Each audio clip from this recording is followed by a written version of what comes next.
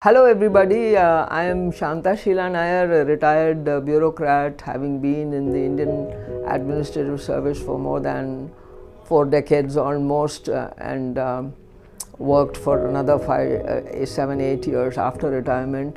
So I had a very full and eventful life as a career civil servant, and there were many things that I had promoted when I was in the administrative service, both in policy and in execution. And some of these were themes on sustainable development and sustainable practices, both in farming, in water conservation, in sanitation, and many of these areas, including alternate energy and so on. This thought has always been in my mind, and much later, after I had retired, I remember that I had a piece of property lying outside Chennai, which was meant originally for residential purposes. It is in Padur, Kelambakam, about 40 kilometers outside of Chennai. And a series of events led me to the decision that I will practice all the things that I had talked about in various sectors of the economy, in sustainable development and non-invasive practices. I decided that I would try out all these things in my little property, which is about 33 cents of land in Padur. It's a place called the Sea View Enclave. Mostly they're all farmhouses, not really big farmhouses, residential complexes. Some flats have come around in that area. It's a very pretty place. From one side, this property was acquired many years ago, even before the ECR was there, so you get a view of the sea, and one side is the backwaters of Muttukadu, and behind there's the lake called Arachi Lake. So it's a very pretty sight. So I felt happy going there, and that place was very close to my heart because my 2 pets were buried there. So it was a place of going and paying my respects to those lovely souls who were with me in my life for a long time. I decided that I would try to do some of the things that I had talked about on this little piece of land, which is 33 cents. So first I thought, let me look for water. And the initial response was that I went through the scientific agencies, and they said there is probably not much water. But then the water diviners said that there is water. They brought the little stick which they go around the property, and if it starts vibrating, they are sure that there is some water in those areas. And they said there is water. And so I got a person who drills bore wells, and he drilled and almost 3, 4, 5 hours, and there was no water. I got a whole lot of sand which was powdery like a talcum powder, and there was no sign of water. I thought I would get a heart attack because I had spent a lot of money trying to get that drilling and get the water. And I was terribly disappointed. I thought some water, even if it was a little salty water, if we had some water, we could develop something on that land. I was terribly disappointed, but then I thought, what would a farmer do if he gets a similar property of like this, and if he gets no water at all? And then one of the things that I had been talking about was, of course, rainwater harvesting, which was very important, and also rain-fed farming. So I decided, irrespective of the fact that there was no water on the land, I took Shekhar Raghavan, who is a rain center person, director, and we both together went to the land and decided we would, there was an open well which was dry, so we did some water harvesting measures. We allowed the water from the road to drain into the property and made a channel and put a recharge well. And then we also, I had some colleagues of mine, some who were retired and some who were still in service. I would like to mention Mr. Selvaraj, who is Additional Director of Rural Development, Mr. Ramurthy, who is Additional Director of Rural Development, Mr. Jahan Mohan, who is in the Tamil Nadu Agricultural University, who is a professor and head of department, and Subburaman, who is now a Padma Shri, who was a pioneer in sanitation work. So these 4 or 5 people were with me, along with a young girl architect who said she'll help me design something for that place. And we together decided to sow some crops for rain-fed farming, which we did for millets and some pulses. And within a few days we had a little bit of rain, and some of these visuals will show you all that. And it was a wonderful feeling for us when the well filled up after the rains, And before that, I was every day looking up at the sky like the traditional Indian farmer, waiting for the rain, and then it started raining. We all celebrated the fact that it was raining and the well filled up. Then there was too much rain and it was flooded. We thought we'd lose our crops. Then the flooding receded. I'm just telling you all this because this is all that we went through. And a few days later, the crops started, the grain started forming, and we could see the signs of millets actually beginning to manifest itself.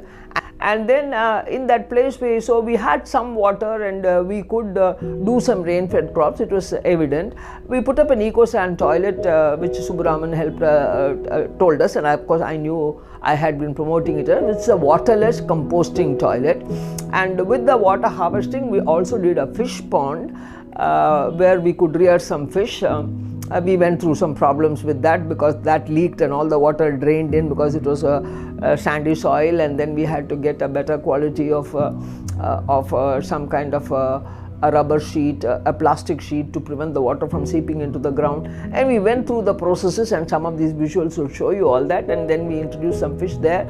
And then I thought that we should have a little place where we could have sessions for people to get together and talk to each other and share experience. Then finally we went in for a bamboo hut, and it's turned out beautiful with a thatch shed and a tinne where people can talk, so I don't need furniture, and it's lovely. It's better than an air-conditioned room, and with a beautiful view of the lake behind. It came out beautifully.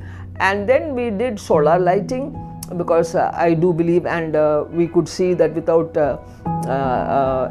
any recurring cost, a little bit of investment in terms of the initial cost, but there was a battery in it, so there was power for lighting up the hut even during the daytime. The main light would burn only in the night when it becomes dark, but the power it generated during the day was stored in a battery, and it contributed to a small light in the bamboo hut. And then from there we did one pit for vermicomposting.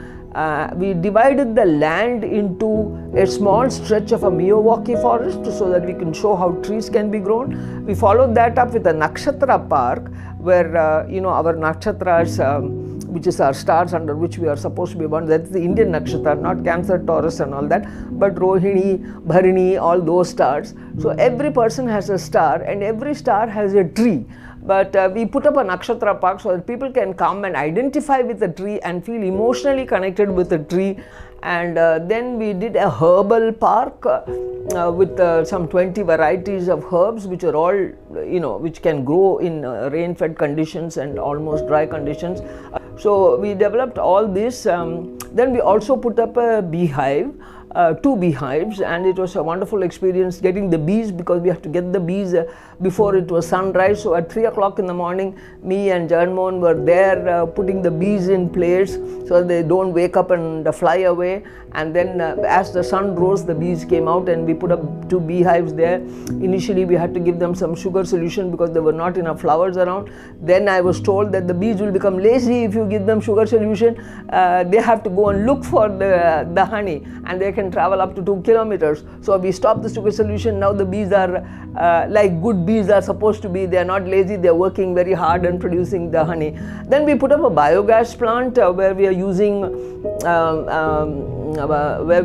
cow dung and slurry and generating gas out of it, and that is contributing to the fuel requirements of the place. And then we have the fish pond with different varieties of fish, and I am not growing very big kind of fish because the idea is to show integrated farming.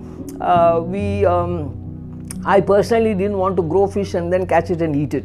So for the present, we have just put fish to show that fish ponds are possible. And with this, now we have got on to the stage of deciding how we are calling it Eco Park and Knowledge Center. We want to disseminate different types of farming and different alternate methods. So entirely organic farming is in fact natural farming. My idea is that I don't charge anything. I don't want any any commercial benefits out of this property. The idea is to share knowledge and to share experience, and then we are going on. We have also started some training program for herbal plants production in the homesteads of these women who are in the neighborhood, and this is the first phase of the training. I have also been in touch with Vanagam.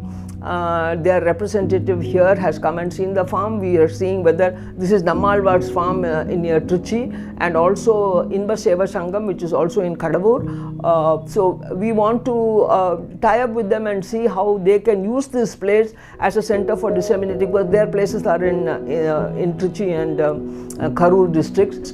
We want to make this a place where we will show, demonstrate many other types of crops, water conservation practices, soil conservation practices, and how to have sustainable farming and environment friendly lifestyles with improved nutrition, improved food, improved medicinal substances, and a variety of things. And as we go along, we hope to diversify into more areas, and this by itself will not be a place which is a profit generating center. It will be a place for dissemination. We will give them some opportunity to try out something new if they would like to. So this is and I hope that all of you who are watching this will feel enthused by what we are doing, and support us with your ideas, support us with your participation, and taking the word of sustainable farming and nutrition security to all those around us, to the society as a whole. Thank you very much.